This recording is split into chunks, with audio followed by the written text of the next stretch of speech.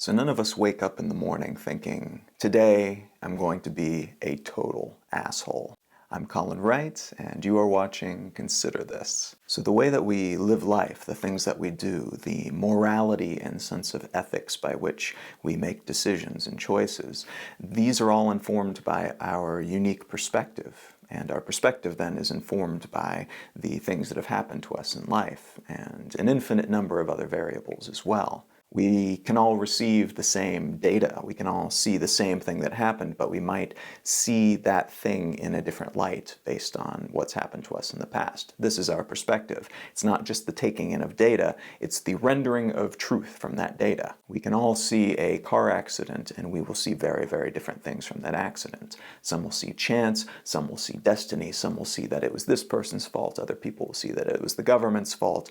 All of these things are determined, these perspectives that we have of the same event are determined by the experiences that we've had in life. Probably shouldn't be a surprise then that each of us approach life in a very different way. Not just the things that happen to us, but the way that we happen to the world is informed by our subjective perspective as well. It's a pretty safe bet that even Hitler was approaching life in this way. He wasn't waking up each morning thinking, okay, I'm going to be an evil mastermind. I will be the villain in the story of humanity.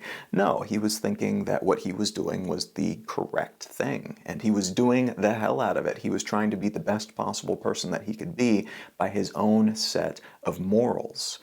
And these morals then were influenced by his life and the things that he had learned and the experiences that he had had. This is an important thing to recognize because it allows us to see other people who believe differently than us and act in ways that we consider to be immoral, and to recognize that they are just other moral people with a different set of morals.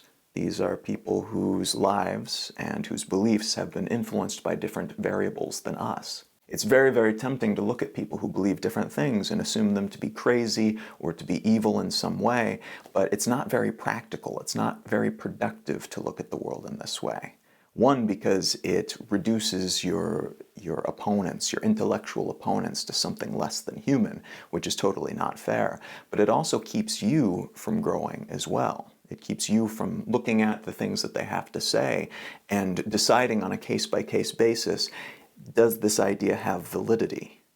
Because as soon as you've reduced somebody to a villain, to somebody who's evil or who is crazy or who is not human, you have reduced them to somebody who is less than you.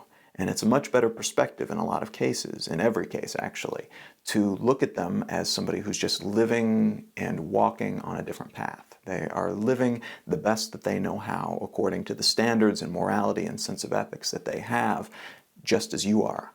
And from their perspective, you are the evil one. You are the Hitler. And there's no real way to know when you are being the Hitler to somebody else's life, when other people look at you and say, oh my God, this person is totally evil. Because from your standpoint, what you're doing is totally legitimate based on the influences and variables that you have had in your life. So how do you avoid this? How do you make it less likely, at least, that you will be the evil villain in somebody else's story? Well, the best way, as I mentioned before, is to not look at other people as inherently bad or crazy for holding different opinions than you. Maybe address it and say, this is something that I don't consider to be valid, here's why, but don't immediately rush to turning them into something subhuman. This is something that over the years has led to all kinds of atrocities, and there's no reason to do it in your everyday life.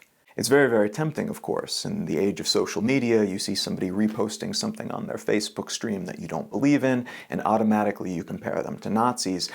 This is not productive, though. This is not something that will allow you to grow, and it's not something that will allow you to interact with other people on a level that will result in anything but more disdain.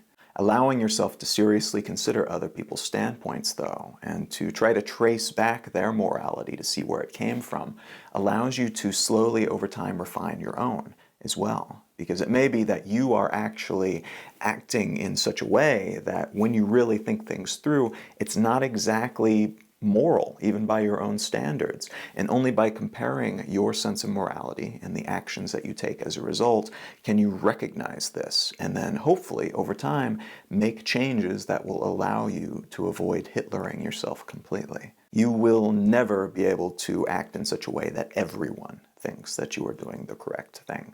There's just too many points of view and too many sets of experiences for that to ever be the case. But you can avoid being a villain for the majority of the world. And the best way to do this is to pay attention to what other people are doing, try to figure out why they're doing it, don't demonize people who believe differently than you, and allow yourself to consider other points of view.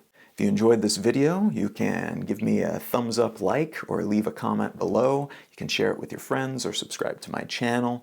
I am all over the internet using the moniker Colin is my name, and you can find out more about me and find all of my books and other talks at colin.io.